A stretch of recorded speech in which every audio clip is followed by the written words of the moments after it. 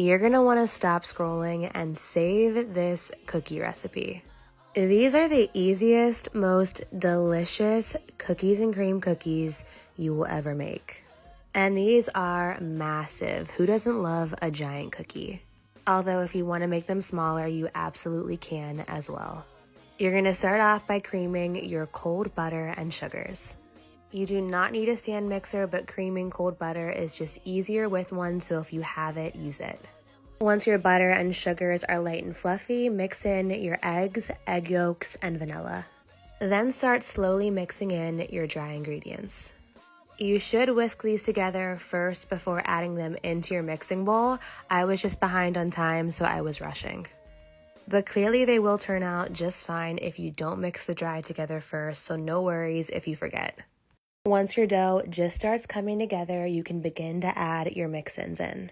The mix-ins do not specifically have to match mine, just make sure you're using 2 cups of a white chocolate and 2 cups of Oreo.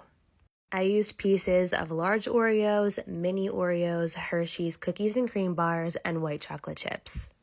And then I made 12 equal-sized cookie dough balls with a whole Oreo inside of them. I'm sorry that I don't have ounces for you guys. My scale will be fixed soon. I then added more Oreo pieces on top and baked on 400 degrees Fahrenheit for 12 minutes. Yes, 400 degrees. I know it sounds super hot, but these were super large cookie dough balls that I wanted nice and browned on the outside and gooey on the inside, so 400 is the standard temp for that type of cookie. And they turned out exactly as I wanted them to, soft and gooey on the inside and absolutely addicting. Let's face it, backcountry food can suck. Let's change that. My name's Colin. Over the past 3 years, I've been creating backcountry recipes so that you can go from boring backcountry food to food that'll make every other camper jealous. So come follow along as we transform your backcountry experience. Brownie stuffed Cookie Monster cookies. Yes, you heard that correctly. Brownie stuffed Cookie Monster cookies. These gotta be one of the coolest cookies I've ever seen. I just love bringing my ideas to life. It quite literally gives me life, bringing my ideas to life. Let's start by creaming our cold butter for a few minutes. You can do this with a hand mixer if you don't have a stand mixer. Then add your sugars and cream again until light and fluffy. Next, we're gonna add in our eggs, egg yolks, blue food coloring, and vanilla. You really wanna make sure this is gel food coloring, guys, and AmeriColor is always the brand that I recommend using. Once fully incorporated, we're gonna start folding in our dry ingredients. And once your dough just comes together, fold in all of your mix-ins. I chose to do 1 cup of white chocolate chips, 1 cup of semi-sweet chocolate chips, 1 cup of Oreo, and 1 cup of Chips Ahoy. These things can be subbed around a bit, but I do recommend using 4 cups of mix-ins. This dough does not need to be chilled. I immediately scooped out 4.5 ounce dough balls and stuffed them with a chunk of brownie. This recipe will make 14 massive, approximately 5.5 ounce cookies. Before baking on 375 for 9 minutes, I covered each dough ball with extra mix-ins. And I also flattened them slightly, but if you want them taller, you don't have to flatten them. I also underbaked as per usual. Doesn't the inside of this cookie look absolutely insane? I think I can confidently guarantee you guys that you will not find a better Twix cookie recipe online. Because this one right here tastes just like a Twix candy bar, but better. It's funny because I wanted to make Crumble's version of a Twix cookie and it just was not right at all. A Twix cookie needs a shortbread base. That is a hill I will gladly die on. I started off this recipe by making my caramel so it would cool down by the time I topped my cookies with it. All I did was combine my soft caramel candies and heavy cream and microwaved it in increments until it was nice and smooth. This process takes patience, so please be patient, guys. Then I combined all of my wet ingredients for my shortbread cookie base until it was nice and smooth and no more lumps remained. Then I folded in my dry ingredients. This cookie base is super simple. We love to see it. When you make your dough balls, you're gonna wanna make sure you roll that ball in between the palm of your hand so you smooth it out as much as possible before making your indents in the cookie with your 1/4 measuring cup. I baked my cookies for 12 minutes, but at the 10-minute mark, I pulled out my baking sheet, rounded out my cookies, and indented the middle a little bit more before putting them back in the oven and baking for an additional 2 minutes. It's very important that you have nice indents in the middle of your cookie because caramel is very finicky and it will run off your cookie. That happened to me twice in the recipe development process. You do not want that to happen to you. Then I grabbed a bag of chocolate chips, added a little bit of vegetable oil to them, stirred up the chocolate chips, and microwaved those chips in 30-second intervals, stirring in between to get the consistency of chocolate I wanted. A full bag of chocolate chips will leave you with a lot of extra chocolate, just a heads up. Finally, I topped my cookies with caramel, drizzled my chocolate, and finished them off with toffee pieces. For the toffee, I found a bag of Heath Bar chocolate that was crushed up, and that is the perfect topping for these cookies if you can find it at your local store. If you make these cookies yourself, please shoot me a comment and let me know how much you enjoyed them. Okay, stop. This is the only recipe for chocolate chip cookies you will ever need. I swear it's really, really good. And the secret is brown butter. So you're going to start by cooking your butter on the stove until it turns brown. Then add your sugars and give that a stir until it looks like wet sand. Then add your egg and vanilla essence. Give that another stir. Then add your flour and baking soda. Then gently fold that in. Make sure you don't overmix. And then the important part, dark chocolate chunks. Make sure you use a lot. Chill the dough for half an hour, then you can bake for 12 to 14 minutes, and yeah. You always let your emotions get in the way. That's the problem with you, Lorelai. You don't think. Mom, please. He's just a man, Lorelai. No, he's not. Oh, so what are you telling me? That this was all worth it because he's the love of your life and this was the man for you? I don't know. He might have been. Excuse me.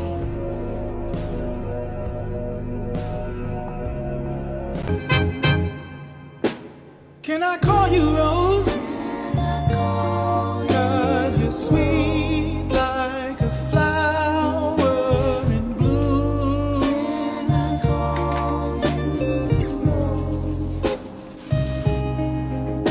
Can I call you Rose? 'Cause you're fragrant.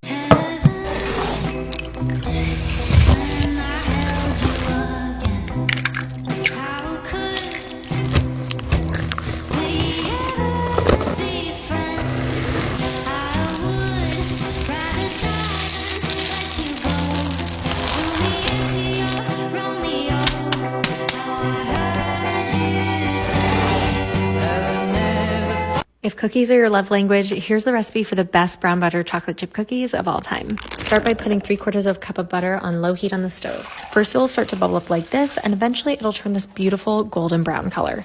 Take it off the heat, then add in 1 cup of brown sugar and 1/4 cup of white sugar. Mix that until just combined, then add in 1 large egg yolk, a whole egg, and a tablespoon of vanilla. This is 3 times as much vanilla as normal, and I promise you it's worth it. Then add in 1 3/4 cups of spoon and level all-purpose flour, 3/4 teaspoon baking soda, and 1 teaspoon salt. Mix this until just combined, then add in 2 cups of semi-sweet chocolate chips or 8 ounces of chopped chocolate. From there, scoop your cookie dough into 2-ounce balls, roll them between your hands, and then I like to do this trick where you add a few more pieces of chocolate to the top of each cookie. Then you need to chill these cookies for at least 30 minutes. This really helps them to deepen in flavor and leads to a better texture. Cover them, place them in the fridge, then when you're ready, bake at 350 for 11 to 12 minutes. Always top your cookies with a little sea salt, and that is it. Best chocolate chip cookies you'll ever eat. You always let your emotions get in the way. That's the problem with you, Lorelai. You don't think. Mom, please. He's just a man, Lorelai. No, he's not. Oh, so what are you telling me? That this was all worth it because he was the love of your life, that this was the man for you? I don't know. He might have been. Excuse me.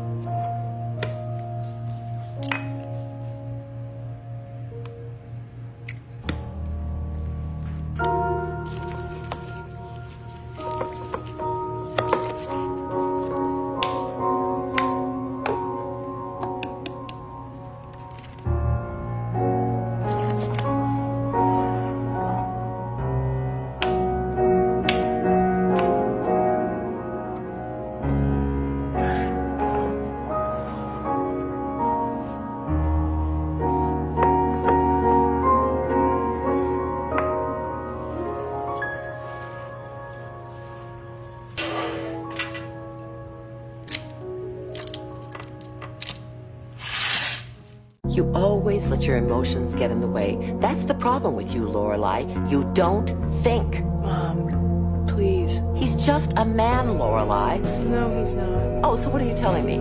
That this was all worth it because he was the love of your life, that this was the man for you? I don't know. He might have been. Excuse me.